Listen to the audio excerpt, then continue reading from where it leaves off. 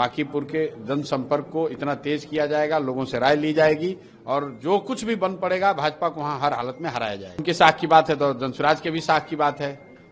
जब जनसुराज 243 सीट पर लड़ रहा था तो भाजपा ने हर वो प्रयास किया कि हम लोगों को हराया जाए, हम लोगों को परेशान किया जाए, हमारे प्रत्याशियों को खरीदा, डराया, पैसे बांटकर वोट खरीदे। तो अब उसका हिसाब बराबर करने का समय आया है। उस समय हम लोग एक साल के पुरानी पार्टी थे, ये 100 साल पुरानी पार्टी आकर इन लोगों ने अपने संसाधन का, सत्ता का दुरुपयोग करके हम लोग को दबाया, हम लोग को परेशान किया। अब जनसुराजियों को ये संकल्प जनसुराजियों ने लिया है कि एक सीट की लड़ाई है, पूरी ताकत लगाकर इनको इनके गढ़ में घुस के हराएंगे, तभी वो हिसाब बराबर होगा। देखिए, एक कहावत है, गलत के साथ रहिएगा तो गलत ही होगा। नीतीश जी के साथ जो हुआ उसके लिए कुछ हद तक वो खुद ही जिम्मेवार है, खुद ही वैसे लोगों के साथ रहे। चुनाव लड़ने जा रहे हैं, आपको पता है कि वहां से नितिन नवीन चुनाव लड़ते थे, तो आपके लिए कितना मुश्किल होगा?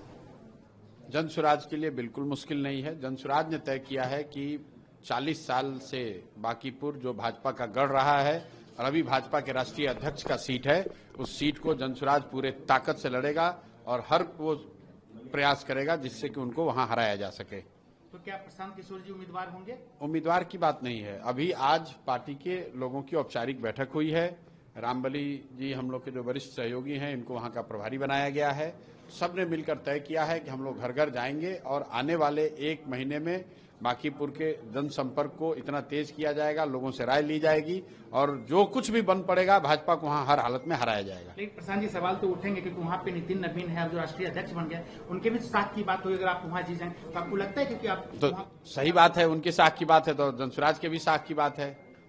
जब जनसुराज 243 सीट पर लड़ रहा था तो भाजपा ने हर वो प्रयास किया कि हम लोगों को हराया जाए, हम लोग को परेशान किया जाए, हमारे प्रत्याशियों को खरीदा, डराया, पैसे बांटकर वोट खरीदे। तो अब उसका हिसाब बराबर करने का समय आया है। उस समय हम लोग एक साल के पुरानी पार्टी थे, ये 100 साल पुरानी पार्टी आकर इन लोगों ने अपने संसाधन का, सत्ता का दुरुपयोग करके हम लोग को दबाया, हम लोग को परेशान किया, हम लोग को हराया, एक तरीके से क्रश किया। अब जनसुराजियों को ये संकल्प जनसुराजियों ने लिया है कि एक सीट की लड़ाई है, पूरी ताकत लगाकर इनको इनके गढ़ में घुस के हराएंगे, तभी वो हिसाब बराबर होगा। आपको थके हारे नहीं है, मतलब लास्ट चुनाव के आपको हम थके हारे दिख रहे हैं? कोई हमारा साथी थका हारा दिख रहा है? आज जो बाहर लोग बैठे थे वो थके हारे हुए हैं?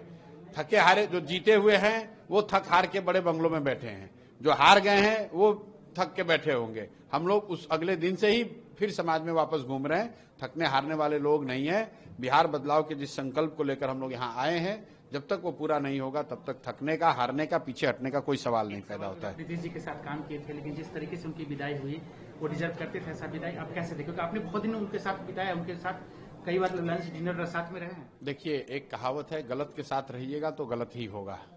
नीतीश जी के साथ जो हुआ उसके लिए कुछ हद तक वो खुद ही जिम्मेवार है, खुद ही वैसे लोगों के साथ रहे, खुद ही ऐसे लोगों को रखा अपने साथ जिन लोगों ने उनको, जो अभी आप शब्द सुन रहे हैं कि जीते जी उनको दफन कर दिया गया।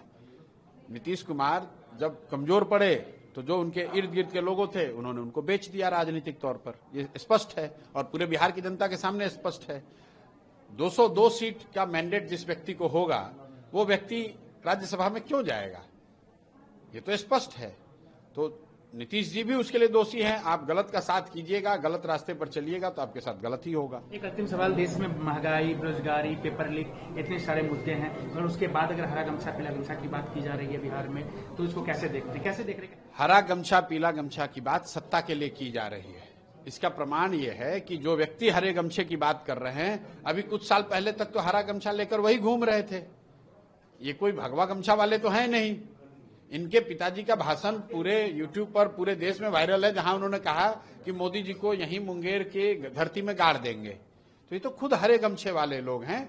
सत्ता के लिए गमछे का, कुर्ते का, स्किन का, कलर का इस्तेमाल करना, समाज को बांटना, ये इसका कोई महत्व नहीं है। बिहार की जनता ये जानना चाह रही है कि गरीबी का रंग बिहार से कब उतरेगा, पलायन का रंग कब उतरेगा।